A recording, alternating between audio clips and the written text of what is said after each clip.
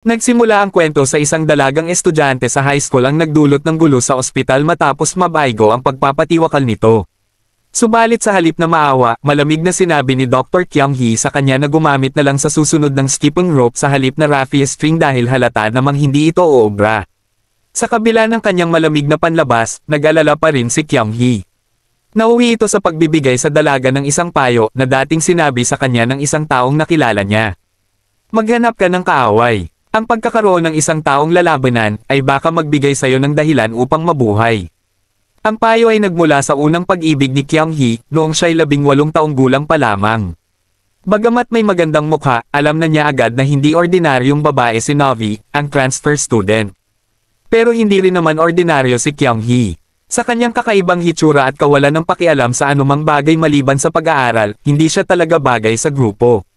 Dahil itinuturing siyang mahina, naging target si Kyung Hee, pinag-uutusan ng mga bully sa paaralan. Gayunpaman, kinumbinsi niya ang sarili na isa itong uri ng ehersisyo, isang paraan upang magkaroon ng tibay pagkatapos ng pakikipag-away. Nagagawa niyang gawin ang anumang gusto niya pagkatapos ng mga oras ng pag-upo at pag-aaral. Ang bawat malupit na gawain, bawat kahihiyan, sinubukan niyang gawing isang positibong bagay. Pero syempre, hindi iyon totoo, kundi isang panlilin lang sa sarili. Ang totoo, hindi na niya kaya ang sakit. Ang tuloy-tuloy na pananakit, ang kalungkutan, lahat ng ito ay naging sobra para sa kanya. At kaya, gumawa si Kyung Hee ng desisyon, wawakasan niya ang kanyang buhay. Sa sandaling iyon, kalmadong binasa ni Novi ang suicide note na iniwan ni Kyung Hee. Napahiya at buhay na buhay, pinanood niya lang ito habang binabasa na para bang wala lang. Sa halip na aliwin siya, nagbigay lang si Novi ng isang malamig na suhestyon. Gumamit ka ng skipping rope. Hindi yun mapuputol. Nagsisi si Kyung Hee sa halos paggawa ng ganong desisyon. Ngunit bawat araw, lumalala at nagiging mas nakakahiya ang pambubuli. At dahan-dahang bumalik ang madidilim na pag-iisip. Sa isa sa mga pinakamababang sandali ng kanyang buhay, muli niyang nakita si Novi. Hindi siya nito pinigilan dahil sa awa. Pinigilan siya nito dahil sa isang matigas na katotohanan. Duwag ka, sabi niya. Pero swerte ka, ang pagkakaroon ng kaaway ay isang biyaya. Dahil nagbibigay ito sa iyo ng isang bagay na lalabanan, isang bagay na pag-aalaya ng buhay. Ang mga salitang iyon, humiwa ng malalim.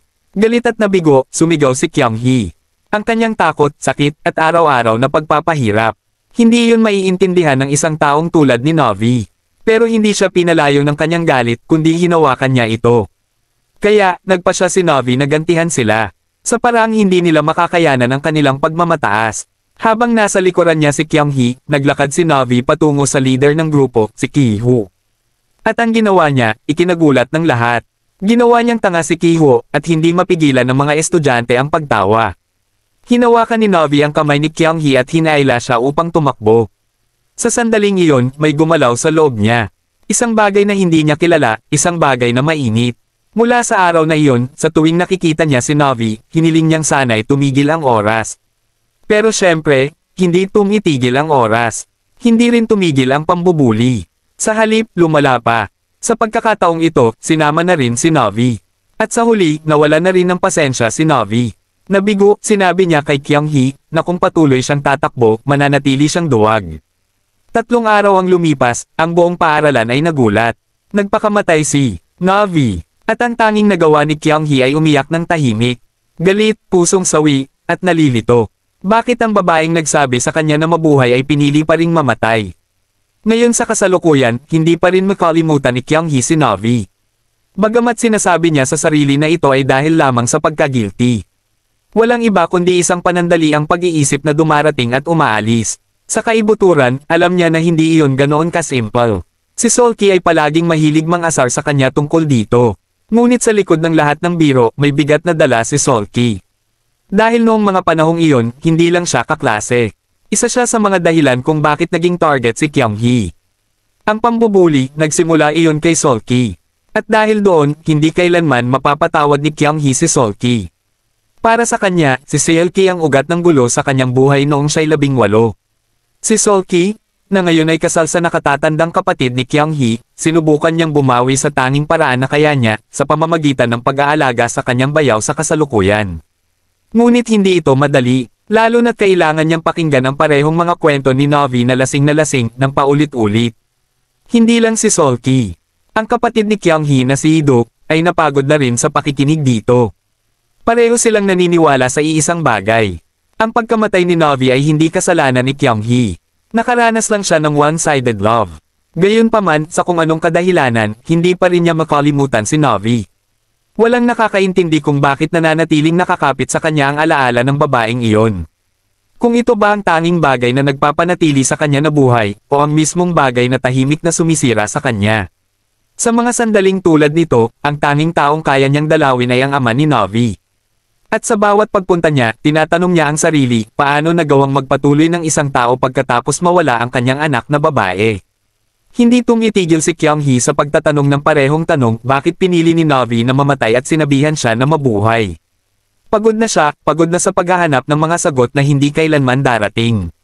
Balot sa pagkagilty at kalungkutan, ang pinakabumabagabag sa kanya ay hindi lang ang pagkamatay ni Novi, kundi ang mga salitang hindi niya nasabi. Doon, napunta ang kanyang mga mata sa diary ni Novi. Nag-alinlangan siya, ngunit kumuha ng lakas ng loob upang basahin ito. Pero hindi niya nagawang magpatuloy. Hindi nang makita niya ang mga salita ng isang babae na nagmamakaawa sa kawalan ng pag-asa, umaasa, nagmamakaawa para may magligtas sa kanya. Kalaunan, habang tumutugtog ang isang lumang kanta mula sa isang recorder, dumaan ang boses ng radio host na nagsasalita ng malumanay, ang kantang ito ay tungkol sa time travel. Lahat tayo ay may mga pagsisisi. Kung may pagkakataon ka, babalik ka ba? At pagkatapos ay nakita niya si Novi, nakatayo doon. Nang walang pag-aalinlangan, tinakbo ni Kyung-hee ito, hinabol ang figure na bumabagabag sa kanyang mga alaala sa loob ng maraming taon.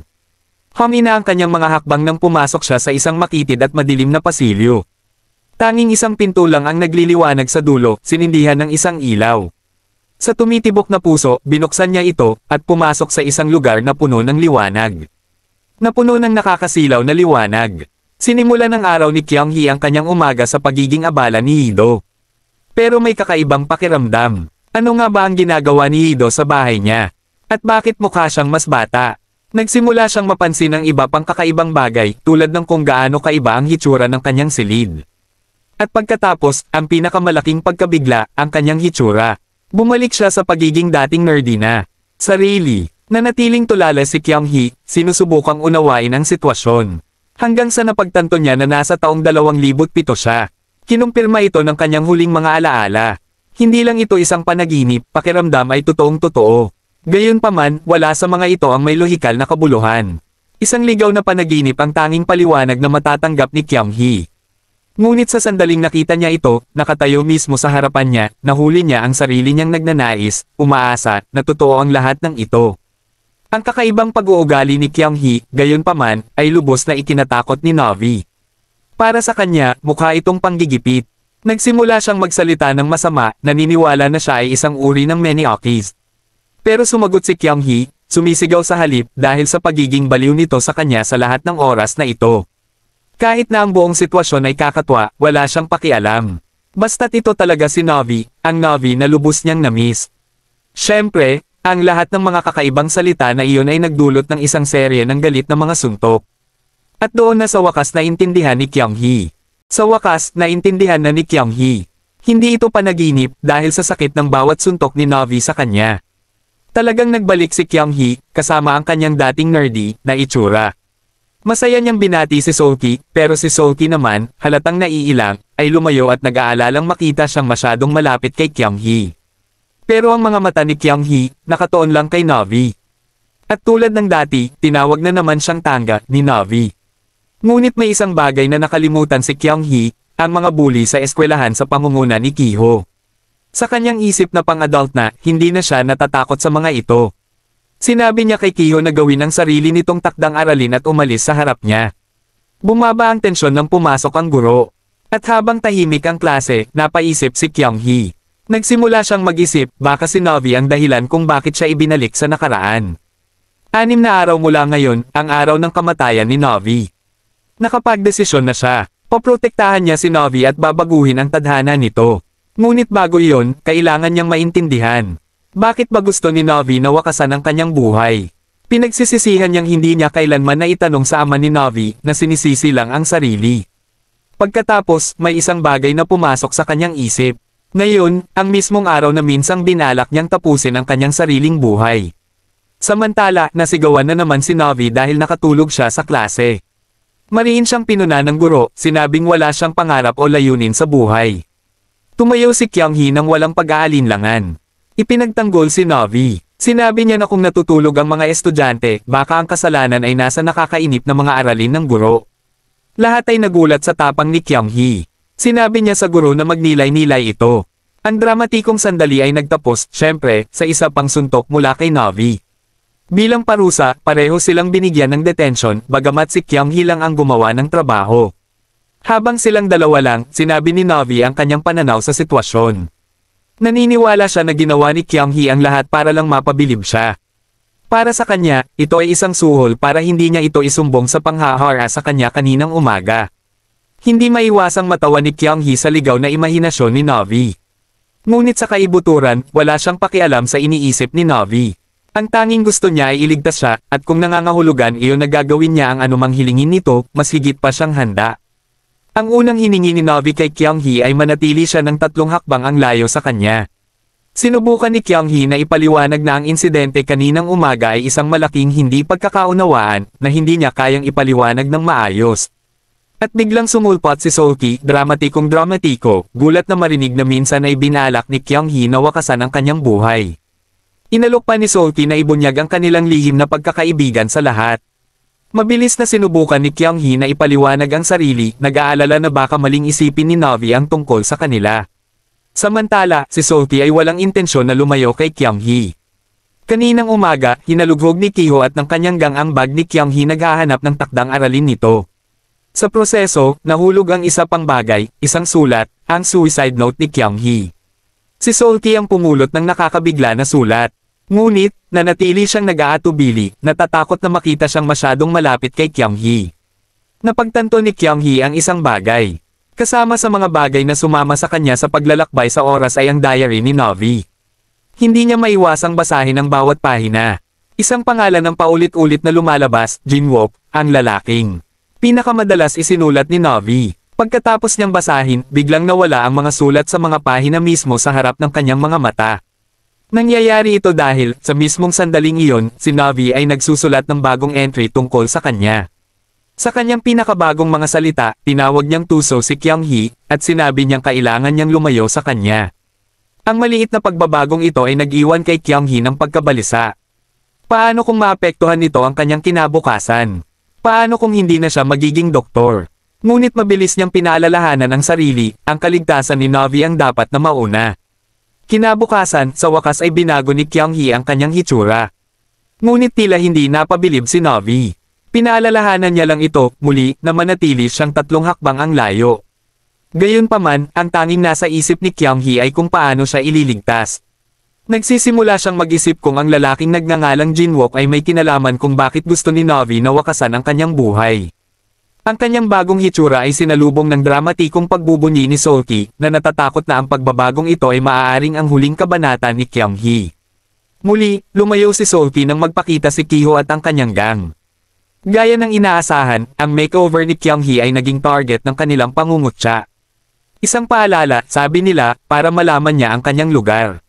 Sa gitna ng kanilang sigawan, sumingit si Navi, na sinabi na huwag silang mag-away dito. Ang pagtatangka ni Kyung-hee na protektahan si Navi ay hindi napansin. Para sa iba, mukhang may gusto siya kay Navi. Si Navi mismo ay tila medyo natigilan, bakit biglang naging matapang si Kyung-hee na humarap kay Kiho. Pagkatapos, isang masakit na alaala ang bumalik sa isipan ni Kyung-hee. Ngunit sa pagkakataong ito, binago niya ito, sa pamamagitan ng paggawa kay Kiho na bagong biktima. Sa kasamaang palad, nasangkot din si Navi sa gulo. Mabilis na dinala ni Kyung-hee si Navi sa klinik, at sinuri ang kanyang kondisyon ng may katumpakan ng isang doktor. Ngunit ang kanyang pag-aalala ay naputol ni Navi, na sinabi sa kanya na nag-o-overreact siya. Samantala, ang buong insidente ay isang setup. Isang bitag na binalak ni Kiho para lang kay Kyung-hee. Ngayon na nabigo ito, ang kanyang galit ay bumalik sa parehong target. Si Kiho at ang kanyang mga kaibigan ay hindi pa rin maintindihan kung ano ang nangyayari kay Kyung-hee kamakailan. Ang kanyang biglaang tapang, ang kanyang ugali. At muli, binalaan siya ni Kiho na mag-ingat sa labas ng eskwelahan. Maya-maya, narinig ni Kyung-hee na biglang umuwi ng maaga si Navi. Pumunta siya para makipagkita kay Jinwook. Ngunit sa pagkakataong ito, tila sawa na si Jinwook. Ayaw na niyang magsalita, pagod na sa pagtatangka ni Na'vi na linawin ang nangyari dahil sa pagkakonsensya. Tinuyapan niya ang ideya na inakala ni Na'vi na nakipag-date siya sa kaibigan nito dahil gusto niya talaga ito. Para kay Kyung-hee, nagsisimula ng lumino ang mga piraso. Baka si Jinwook ang dahilan kung bakit nagpa siya si Na'vi na wakasan ang kanyang buhay. Ngunit muli, sinabi ni Na'vi sa kanya na huwag makialam na hindi niya lugar na makisali. Gayunpaman, hindi napigilan ni Na'vi ang kanyang galit sa malupit na mga salita ni Jinwook. Ngunit sinaktan siya ni Jinwook ng mas masahol pa. Isang malupit na paalala na ang kanyang kaibigan ay mamamatay din. Iyon na ang huling patak para kay Na'vi. Para kay Kyung-hee, hindi na siya makapanood pa. Ngunit tinitigan siya ni Jinwook ng diretso sa mata at sinabing, gagawin mo rin ang parehong bagay kung alam mo kung sino talaga siya. Naiwang walang imek si Kyung-hee. Ang kanyang isip ay muling napuno ng mga tanong. Ano ba talaga ang nangyari? Nagsimulang alalahanin ni Na'vi ang trahedya mula sa kanyang nakaraan. Noon, nakiusap siya sa kanyang dalawang matalik na kaibigan na maglakbay kasama siya. Ngunit nang dumating ang araw, naganap ang sakuna. Isang kakilakilabot na aksidente ang nangyari. Lahat ay sumubok na iligtas ang kanilang sarili. Kasama si Na'vi. Ngunit siya lang ang nahila mula sa nasusunog na boss sa oras. Habang ang kanyang dalawang kaibigan ay naiwan, nakulong habang ang apoy ay nagbabanta na sumabog. Ang aksidente ay kumitil sa buhay ng kanyang kaibigang si Jiyong. Ang isa pa, si Dayan, ay nasa koma sa loob ng 1 taon. Dahil kay Dayan kaya nagawa ni Na'vi na kumapit ng matagal. Ngunit ngayon, napilitan si Na'vi na harapin ang mga taong sinisisi siya sa nangyari. Si Jinwook at kahit ang ina mismo ni Dayan. Lingid sa kaalaman ni Na'vi, narinig ni Kyung-hee ang lahat. Samantala, nagkita sina Seolki at Kido sa unang pagkakataon sa ilalim ng awkward at masakit na mga pangyayari. Napagkamala ni Ido si Seolki na si Kyung-hee, na ikinahiya at nasaktan ng kaunti si Seolki. Sa sobrang pag-aalala kay Kyung-hee, ipinakita ni Seolki ang will sa kanyang kapatid. Nag-iiyakan silang dalawa na napagtantong muntik nang magawa ni Kyung-hee ang isang kahindek-hindek na desisyon. Pero nang pumasok si Kyung-hee at makita sila, binaliwala lang niya ang mga ito at umalis. Determinado, naghanap si Kyung-hee sa internet ng mga balita tungkol sa aksidenteng nangyari 1 taon na ang nakakaraan. Pagkatapos, may napansin siya. Muli na namang kinuha ni Na'vi ang panulat para magsulat sa kanyang diary. Ngunit sa pagkakataong ito, hindi niya maipaliwanag ang kanyang nararamdaman sa mga salita. Tanging luha lang ang tumulo sa mga pahina na bumasa sa mga ito ng tahimik. Malapit nang matuklasan ni Kyung-hee ang katotohanan, ang dahilan kung bakit nagpa siya si Na'vi na wakasan ang kanyang buhay. Ano man ito, handa siyang gawin ang lahat para iligtas si Na'vi. Nagpadala si Kyung-hee ng mensahe kay Na'vi na humihingi ng 1 minuto lang ng kanyang oras. Pumayag si Na'vi, pero para lang sabihin sa kanya ng mariin na kailangan na niyang tumigil sa pakikialam sa kanyang buhay. Ngunit sa halip, pinaalalahanan siya ni Kyung-hee na simula ngayon ay patuloy siyang makikialam anuman ang mangyari. Ang kanilang usapan ay natapos ng kasing bilis ng pagsisimula nito nang malamig na bilangin ni Na'vi ang eksaktong 1 minutong hiniling niya. Kinabukasan, bumisita muli si Na'vi sa ospital, ngunit nagulat siya sa presensya ni Jinwook. Ang hindi niya alam, si Kyung-hee ang nagkumbinsi kay Jinwook na pumunta. Nakiusap siya kay Jinwook na huwag nang tumakas, at bigyan man lang si Na'vi ng 1 hiling. Pagkatapos ng lahat, mag-isa niyang dinala ang bigat ng konsensya sa loob ng 1 buong taon. Sa unang pagkakataon mula nang mangyari ang aksidente, binisita ni Jinwook si Dayan na nakahiga pa rin sa koma. Ang hiya at takot ang pumihil sa kanya, ngunit ngayon ay nanatili siya, mahinang kinakanta ang isang awiting gusto ni Dayan noon. Sa sandaling iyon, tinawagan ni Na'vi si Kyung-hee ngunit nahuli ito sa ospital. Sinubukan niyang ipagtanggol muli ang sarili, pinapaalalahanan si Na'vi na binalaan na niya ito, na hindi siya titigil. Sa kanyang pagtataka, nagpasalamat si Na'vi sa ginawa niya sa pagkakataong ito. Si Kyung-hee, na may ningning sa mukha, ay nagbiro na nakumbinsi niya ang isang mainiting ulo na tulad ni Jinwook. Ngunit ang sandali ay naantala sa biglaang pagdating ng ama ni Na'vi. Sa pagiging pagod sa kanyang anak na patuloy na sinisisi ang sarili sa aksidente, nagpahayag siya ng pagkadismaya. At si Na'vi, na hindi na napigilan, ay umiyak na sana ay siya na lang ang namatay ng araw na iyon. Ang mga salitang iyon ay labis na masakit para sa kanyang ama. Mabilis siyang sinundan ni Kyung-hee, sinamantala ang pagkakataon na gamutin ang kanyang nasugatang binti. Sinubukan niyang panatagin si Na'vi na hindi galit ang kanyang ama, ngunit hindi lang nito alam kung paano intindihin ang kanyang sakit. Ngunit ayaw marinig ni Navi ang anuman doon. Muli siyang humiling na huminto na siya sa pagsunod sa kanya. Kahit na ganoon, nakapagdesisyon na si Kyung-hee. Hindi niya hahayaan si Navi na dumaan sa sakit na ito ng mag-isa, hindi na ngayon. Tumanggi si Navi na kausapin ang kanyang ama. Samantala, hindi nagatubiling punahin ni Kyung-hee ang lalaki sa pagkabigo nitong intindihin ang kanyang anak. Nakiusap si Kyung-hee sa kanya na huwag hayaang lumunin siya ng pagsisisi sa huling bahagi ng buhay. Pinaalalahanan niya ito na bukas ay kaarawan ni Navi, at nakiusap na huwag na siyang iwanang mag-isa, kundi maging isang ama para sa kanya. Kinabukasan, nagpatuloy ang klase na nagbalik ng mga alaala kay Kyung-hee ng sunog na minsan ay sumiklab sa kanilang silid-aralan. Ang mismong insidente na nagtulak sa kanya sa bingit ng kamatayan sa pangalawang pagkakataon. Naniwala si Kyung-hee na napigilan niya ang trahedya, ngunit lumabas na ibang grupo ang hindi sinasadyang nagdulot ng sunog. Tila tumigil ang oras para kay Navi, habang inaalala niya ang nakakatakot na pangyayari na kumitil sa buhay ng kanyang matalik na kaibigan. Ang pangyayari ay hindi rin nagbago nang maging biktima si Seol-ki ng isang fire extinguisher blast na sinadyang gawin ni Ki-ho. Sa sandaling iyon, naalaala ni Kyung-hee, ngayon din ang araw na nasa rooftop si Navi. Kabalintunaan, ang kanyang kaduwagan ng araw na iyon, ang kanyang takot na wakasan ang sariling buhay, ang hindi sinasadyang nagligtas sa buhay ni Navi. At ngayon, tulad ng dati, tila nauulit ang nakaraan. Nasa rooftop nga si Navi, handa na gawin ang parehong bagay. Si Kyung-hee, na napuno ng emosyon, ay sinigawan si Navi dahil hinayaan niyang mag-isa siyang magdusa ng matagal. Ngunit naniniwala si Navi na ito ang parusang nararapat sa kanya, sa pagiging sanhi ng kamatayan ni Jeong at pagkakakuma ni Daean. Nagtiis siya ng matagal, ngunit ngayon ay oras na para makita muli ang kanyang mga kaibigan. Baka sa kamatayan, makahanap siya ng kapatawaran. Sinubukan ni Kyung-hee na alisin siya sa kaisipang iyon. Sinabi niya sa kanya na ang nangyari ay isang aksidente. Na minsan sa buhay, naliligaw ka, pero kapag nangyari ulit iyon, hiniling niya na manatili lang si Navi kung nasaan siya, at hahanapin niya ito, saan man siya mapunta. Nakiusap siya sa kanya na manatiling buhay dahil siya ang dahilan kung bakit nandito pa rin siya hanggang ngayon. Pagkatapos ng nangyaring iyon, naging awkward at medyo mahiyain ang mga bagay-bagay sa pagitan ni Kyung-hee at Navi.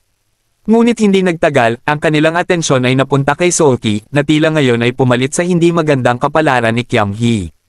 Lubos na nalungkot si Seol-ki, at sinabi niyang mag-aaral na siya sa ibang lugar pagkatapos ng kahihiyang pinagdaanan niya. Noon lumapit si Navi, at pabirong nag-alok na hiyain pa silang lahat ng mas malala. Ang kanyang hindi inaasahang alok ay nagpabalik ng diwa ni Kyung-hee. Naisip niya na ang tadhana ay hindi nawawala. Kahit subukan niya itong baguhin, lilipat lang ito sa ibang tao. Ngayon ay nagsimulang mag-alala si Kyung-hee kung ang kanyang kapalaran ay pwedeng lumipat kay Seol-ki. Ang pagpapakamatay ba ni Navi, ang kanyang tadhana, ay pwede ring mapunta sa ibang tao. Maging ang pinakamaliit na pangyayari ay hindi talaga mababago. Naghahanap lang sila ng ibang target. Kaya sa pagkakataong ito, siya na ang gumawa ng paraan. Sa halip na hayaang umulit ang pangyayari, binago ni Kyung-hee ang sitwasyon at hiyain si Ki-ho mismo doon sa field ng eskwelahan. Ginawa niya itong bagong pinagtatawanan. Ngunit syempre, sa klasikong paraan ni Kyung-hee, huli na nang napagtanto niya na ang kamay na hawak niya ay hindi kay Navi, kundi kay Seol-ki. Pagkatapos nilang tumigil sa pagtakbo, sa wakas ay naunawaan ni Kyung-hee ang nangyari. Inamin din ni Seol-ki na hindi niya alam kung bakit niya ginawa iyon. Natuwa si Seol-ki sa ginawa ni Kyung-hee para sa kanya, ngunit ang mga mata ni Kyung-hee ay nakatuon lamang sa nakangiting mukha ni Navi. Upang ipagdiwang ang araw, nagmungkahi si Seol-ki na sumakay sila sa mga rides. Doon ay hindi inaasahang nakasalubong nila si Hee-do na nagtatrabaho doon. Habang abala si Kyung-hee sa pagprotekta kay Navi, kinailangan ni Seol-ki na mag-isang makipagbuno sa nakakatakot na ride. Nakita ang kahabag-habag na kalagayan ni Seol-ki. Sumingit si Hee-do at hinaila siya upang samahan na lang siya, binigyan ng espasyo ang dalawa. Ngayon, totoong masaya si Kyung-hee habang nakikita ang mukha ni Navi na nagniningning sa tuwa. Hindi makapaniwala si Navi na talagang tinanggal ni Kyung-hee ang pantalon ni Ki-ho ng ganoon. Nagpapatawa pa rin iyon sa kanya. Ngayong gabi, muli siyang nagsusulat sa kanyang diary, isinasaad kung gaano siya pinasasaya ni Kyung-hee. Ngunit sa kaibuturan, natatakot din siya, takot na ang kaligayahan na ito ay mawala sa isang iglap. 2 araw na lang ang natitira bago ang kamatayan ni Navi, at hindi pa rin nadidiscover ni Kyung-hee ang tunay na dahilan kung bakit niya gustong wakasan ang kanyang buhay. Kasunod ng payo ni Kyung-hee, sa wakas ay naglaan ng oras ang ama ni Navi para sa kanyang kaarawan. Sa pagtataka ni Novi, pinasalamatan siya ng kanyang ama sa pagsilang niya, isang bagay na hindi niya inaasahan. Sa wakas, ipinakita nila sa isa't isa ang pagmamahal na matagal na nilang pinipigilan, umaasa na mabura ang anumang pagsisisi sa hinaharap. Nang araw na iyon, binisita ni Novi ang puntod ni Jiyong kasama si Kyung-hee. Buong tapang na sinabi ni Kyung-hee na sapat siya para maging nobyo ni Novi. Habang si Novi ay pumunta sa banyo, napansin ni Kyung-hee na tumutunog ang kanyang telepono. Bigla siyang natauhan, ito ang araw na naging biktima rin si Novi ni Kiho. Sinagot niya ang tawag, at nalaman niya na ang kondisyon ni Dayan ay biglang lumala. Iyon ang dahilan kung bakit tinapos ni Novi ang kanyang buhay. Nakita ang maliwanag at walang halong ngiti ni Novi, hindi maatim ni Kyung-hee na sabihin ang masamang balita. Kaya, sinadya niyang sirain ang kanyang telepono. At patuloy niya itong ipinagpaliban, sa buong gabi ay pinili niyang huwag sabihin sa kanya. Sa kaibuturan, natatakot siya na baka may mangyari kay Novi dahil ngayong gabi, hindi siya dapat na nandito. Sinusubukang manatili sa kasalukuyan, binigyan niya si Novi ng regalo sa kaarawan. Isang hairpin na hugis paru-paro na sumisimbolo sa pangalan niya. Ang kaligayahan na ibinigay ni Kyung-hee sa kanya, ang nagtulak kay Novi na halikan siya sa pisngi bilang pasasalamat. Ngunit pagkatapos maghintay ng mga taon para sa sandaling ito, hindi titigil si Kyung-hee ng ganun lang.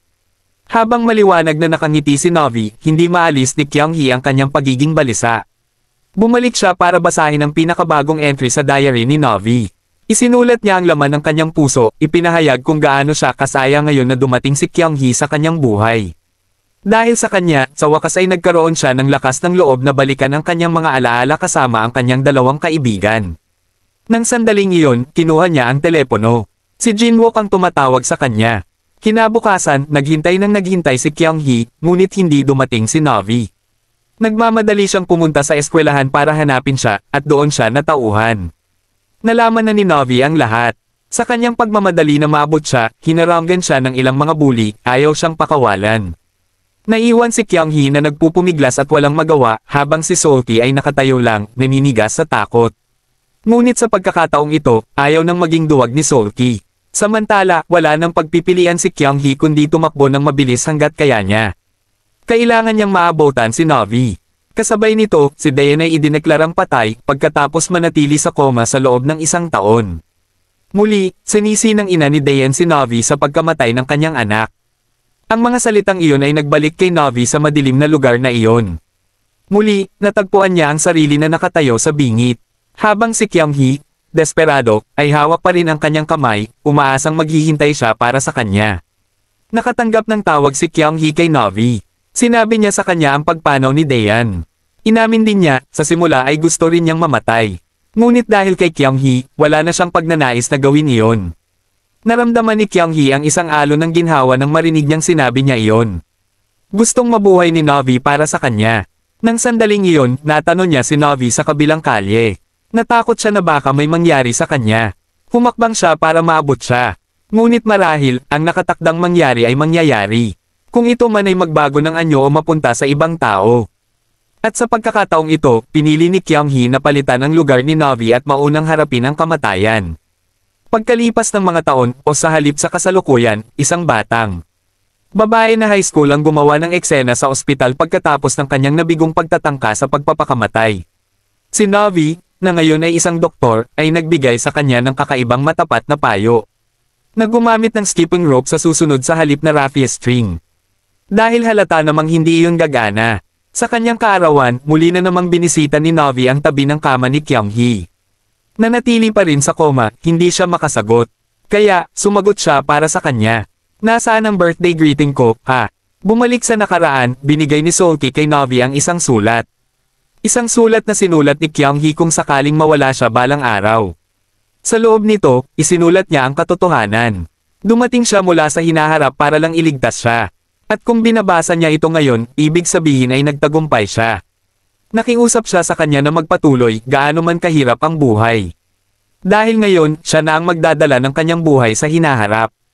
Pinaalalahanan niya si Novi na iniligtas siya ni Novi una. Kaya ngayon ay gusto lang niyang ibalik ang pabor. Tinapos niya ang sulat sa pamamagitan ng pagpapahayag ng pagmamahal na matagal na niyang daladala para sa kanya. Pagkatapos tanggapin ang pagkamatay ng kanyang anak, ang ina ni Dayan, habang umiiyak, ay humiling kay Novi na maging malakas din. Hanggang ngayon, ang tanging bagay na nagpapatibay kay Navi ay si Kyung-hee. Umaasa siya para sa isang himala, na isang araw ay madyay-gising din siya. Ang himalang iyon ay dumating nang lumabas siya sa silid. Dumilat si Kyung-hee at ngumiti dahil nagawa niya ito. Nailigtas niya si Navi, at sa paggawa nito ay nailigtas din niya ang kanyang sarili. Dito natapos ang magandang kwentong ito.